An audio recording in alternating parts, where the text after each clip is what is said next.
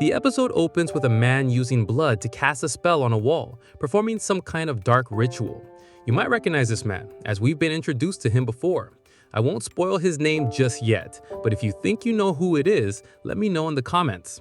His identity will be revealed later, but I can confirm he's not a new character.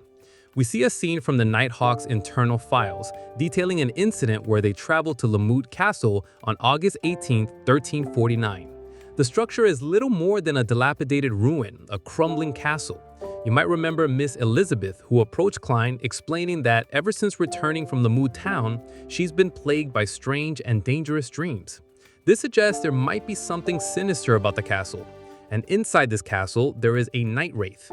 They've come here specifically for it. Dunsmith and his team are all on this mission. Dunsmith has brought a sun emblem with him, which is a sacred artifact.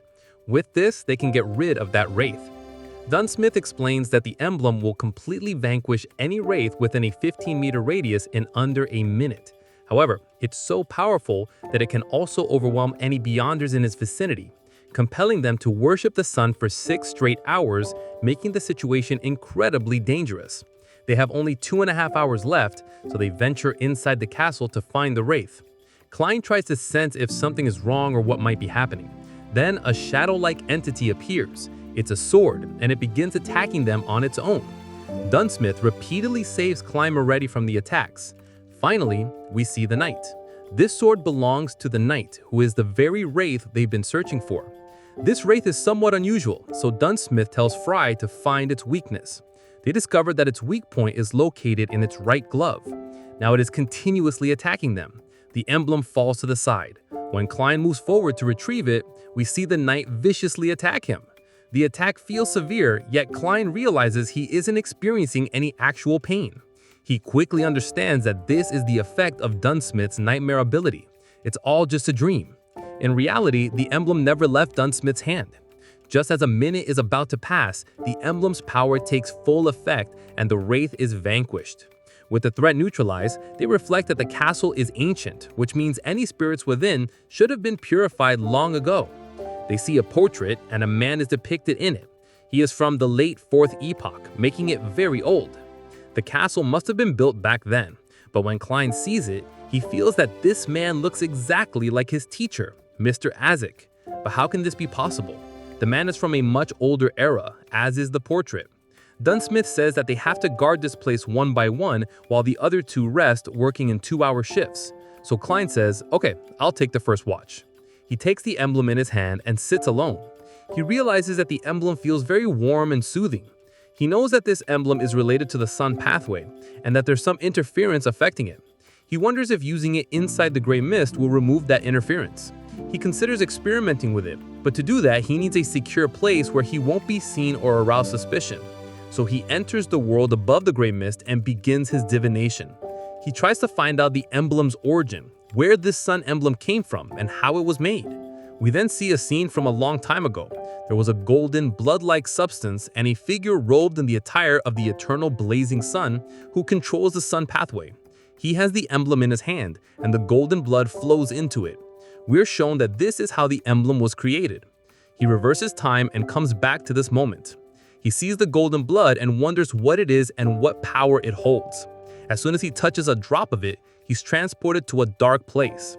Slowly, light begins to emanate from behind, revealing the eternal sun itself. It's a sun, a fire that never extinguishes, and a very sacred entity that Klein Moretti should not have witnessed. As a result, he's instantly engulfed in flames, consumed by immense agony. Even his world above the gray mist, the palace he had constructed, starts burning and turning into ashes. But the gray mist protects him, saving him, though Klein Moretti is severely injured. His burned hands and feet slowly begin to heal, and the marks start disappearing. We see mystical symbols materialize on his body, with phrases like white angel and other information appearing, including the crafting techniques for sun charms. Apart from this, it is clearly written that he should never have looked at such a sacred thing directly. He should never have done this. He internalizes this warning and understands that this entity is incredibly dangerous and powerful. Maybe he should investigate it further, but seeing his entire palace destroyed, he thinks, we'll do this another day. Finally, he returns to his world, remembering one crucial lesson. not to look at any sacred being like that again. And you'll recall that Neil had already warned him about this, telling him to be careful. They finish their work and return. Dunsmith says that now the young woman will no longer be plagued by nightmares, so everything is resolved. Finally, they come back. Klein Moretti bowed to meet Mr. Azik to see if he had found any information on Hornas's phlegria, as he had previously requested. But the weather there is very strange. Still, he goes inside. When he enters the room, he sees that Mr. Azik is not there, but he sees a painting made on the wall with blood, and this is where it all connects. The man from the beginning of the episode was none other than Mr. Azik himself. In the drawing, a castle is depicted, the same castle they had just visited, Lamoud Castle. Then, Mr. Azik appears from behind. Klein is startled and becomes very scared.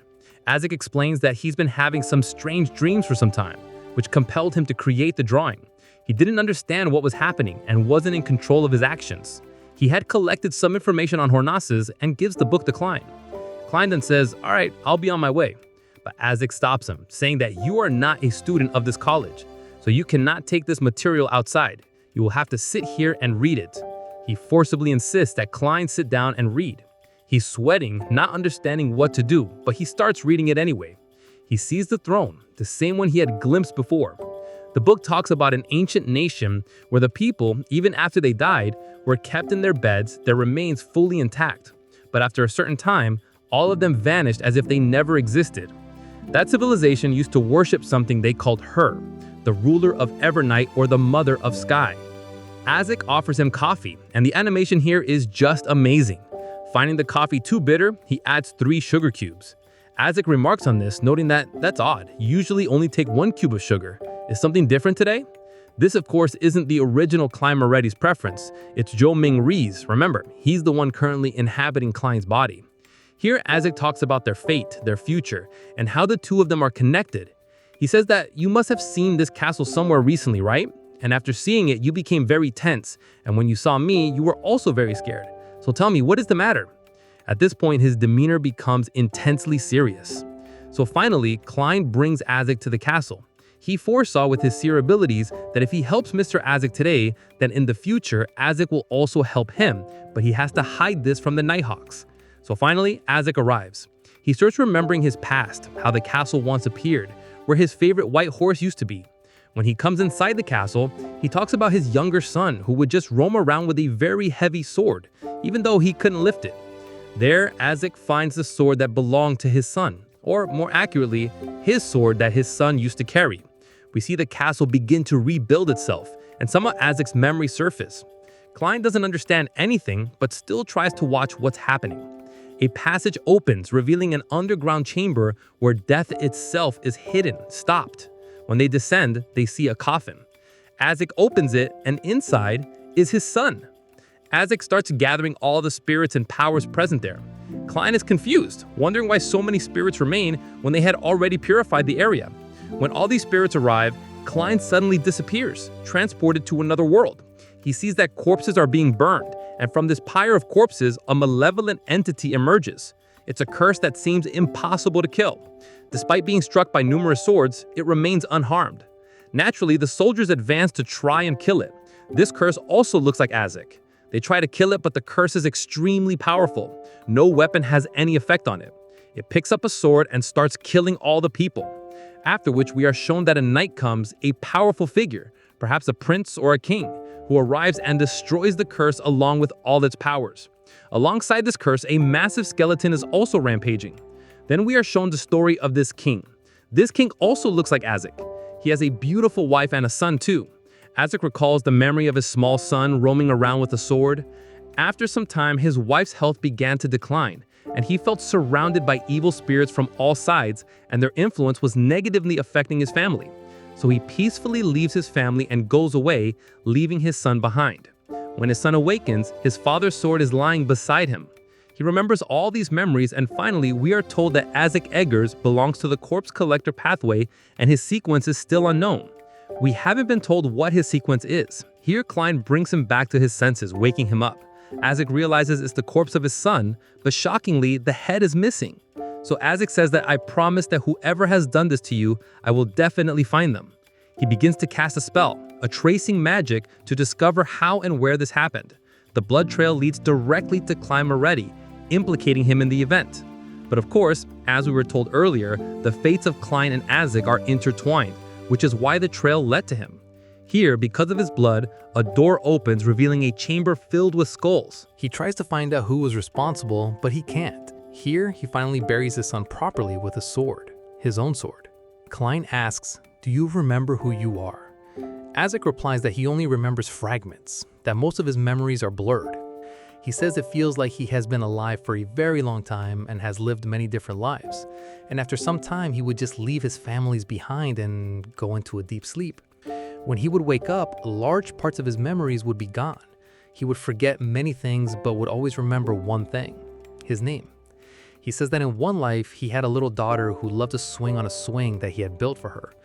In another life, he was a lord with a very beautiful wife and 3 children. But in the end, he would only bring them harm, which is why he would always leave. And maybe this is the reason he now lives alone and isn't attached to anyone. This was a massive twist, but for now, the immediate crisis has been resolved. As Klein leaves, he thinks about how he is also living a similarly solitary life.